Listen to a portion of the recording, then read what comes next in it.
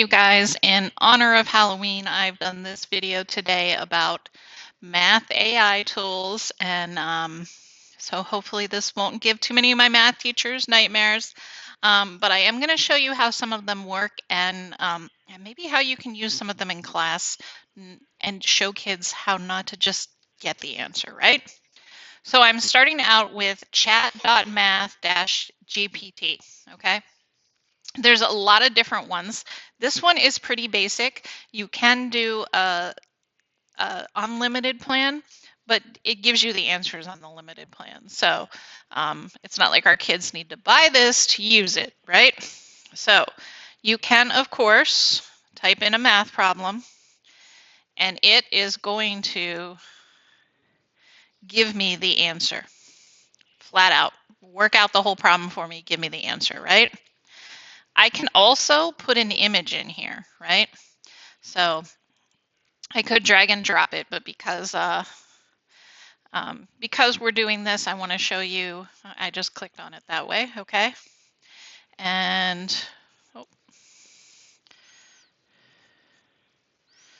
okay, so this went ahead and turned it into a question, right? So it took the text from that, even got the graph, and came up with the answer. So it went ahead and explained it. And I've done this like 4 times.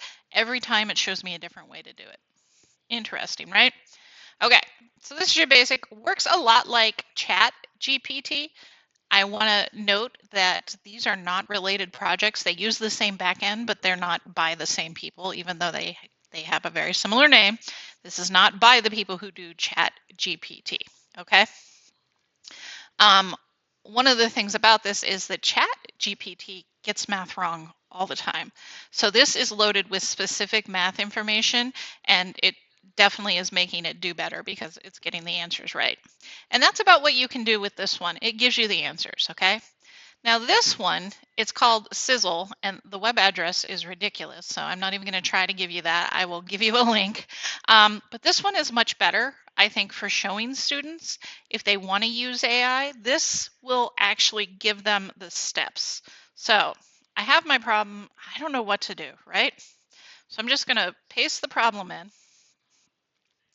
And it is going to then work out the steps, right?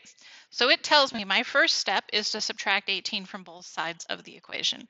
So I can do 2 things here. I can reveal the step, which is it's basically going to subtract the 18 and show me the answer, right? I can also ask it to give me choices. So now I'm dividing both sides by 2 to solve for x. I can say give me choices, and then I have to choose the right answer, right?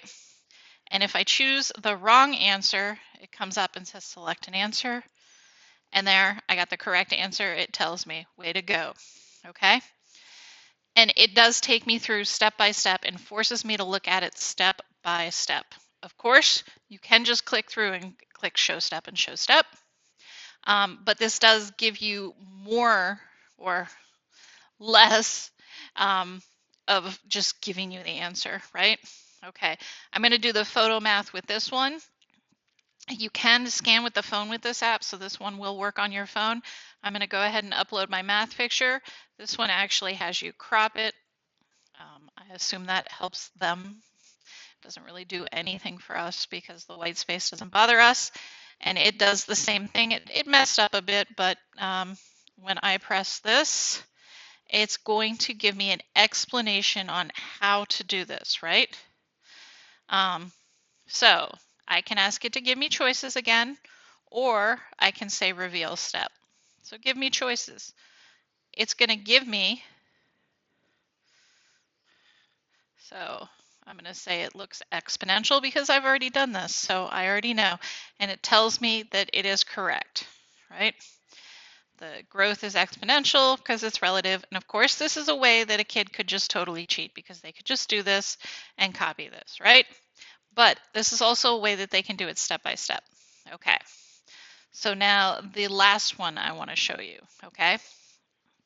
And this one has a lot of the same features again, right?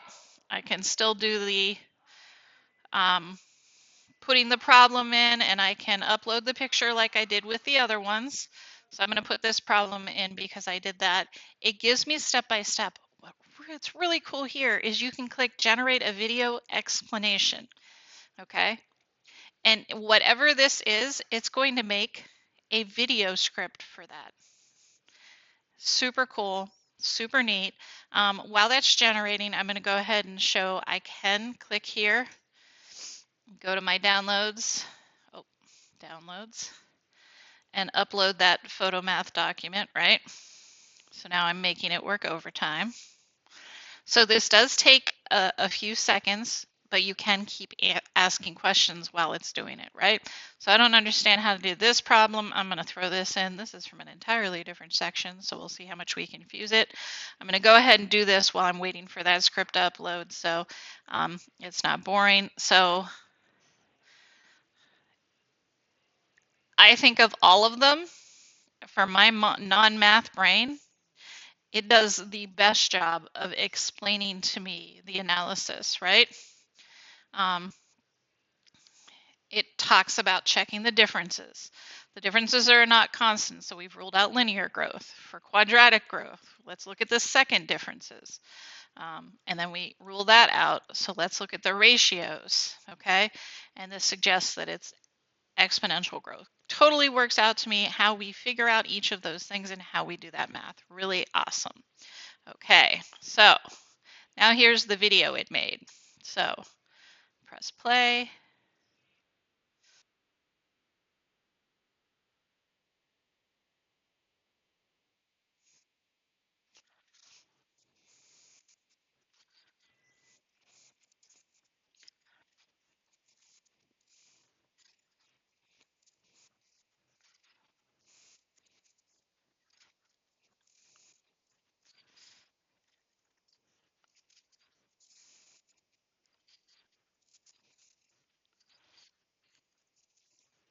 So you can see that is a step-by-step explanation that a student can get and figure out how to do this type of problem.